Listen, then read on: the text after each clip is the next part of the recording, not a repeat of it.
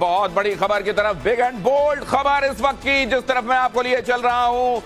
2000 का note circulation से बाहर जाएगा, इस वक्त की बड़ी खबर सुन लीजिए। और इस वक्त की सबसे बड़ी खबर आपको बता दें, 2000 रुपए के नोट की छपाई बंद कर दी जाएगी।